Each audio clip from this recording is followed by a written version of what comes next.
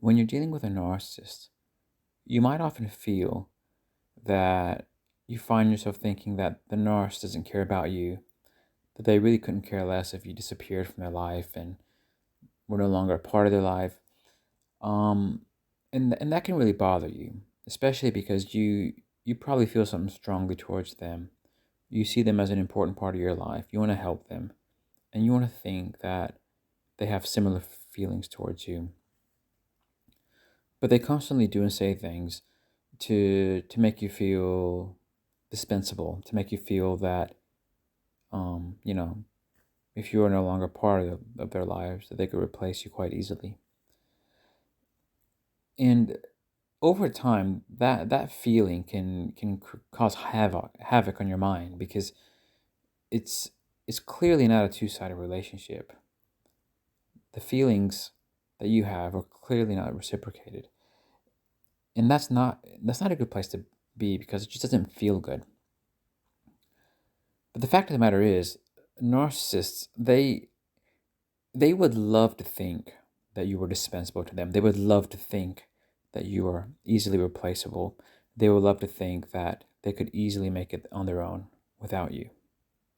But if you ever did play an important part of their lives, if you ever did properly care for them, love them, give them attention, compassion, provided support to them, cared about them generally, if you ever provided all that to them, then you're not as dispensable to them. You're not as discardable to them as they want you to think and as they would like to think themselves.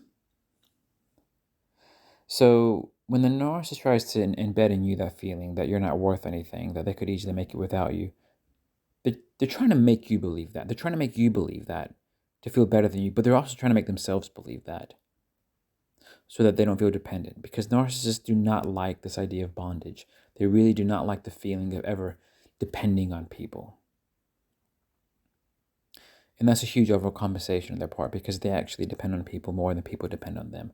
So they're always overcompensating by trying to frame situations in such a manner that they don't need you, that they don't need other people, whereas in fact it couldn't be farther from the truth. But so many targets because the narcissist is a player, they don't want to be a player. They don't want to be the kind of person that's always gaming situations, but they can't really help it because they have these certain deficiencies within themselves where they need people, but their pride doesn't allow them to accept it. And they have this need to be perceived as ultra independent, confident, and that they can't allow themselves to accept who they are, and they can't allow other people to see who they really are. So they're always kind of trying to game it to make that work in their favor. Um, but they want you to believe that they don't need you, that you need them more. And so often that works.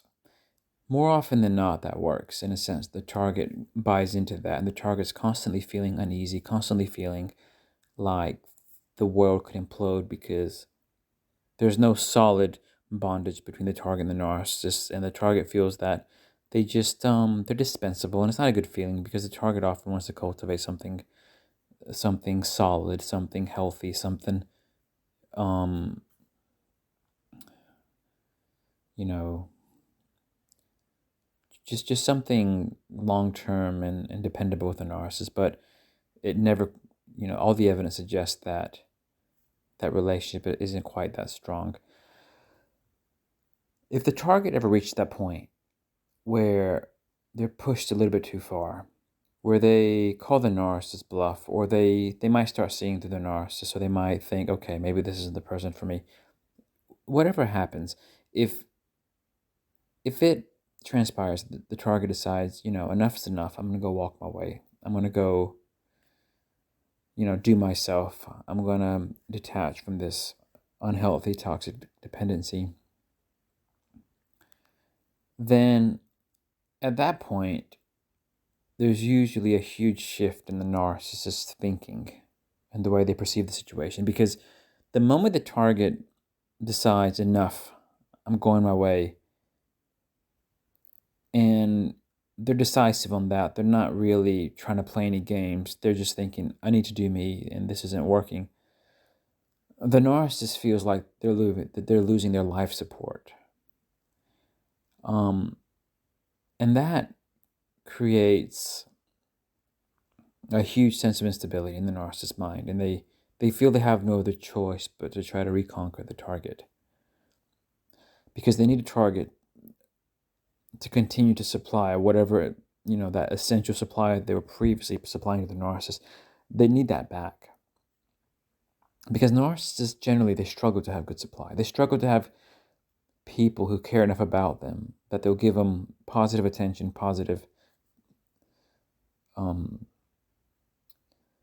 just their time, compassion, all these good things that the narcissist uses to feel a sense of stability. They find it very difficult to achieve those things. And when they have a target who they've been taking for granted for a while, and they've been making that target feel that they're not that important, the moment that target decides to go their own way, the narcissist feels that sense of instability, where they just want to get that back, and they realize they can't really make it on their own.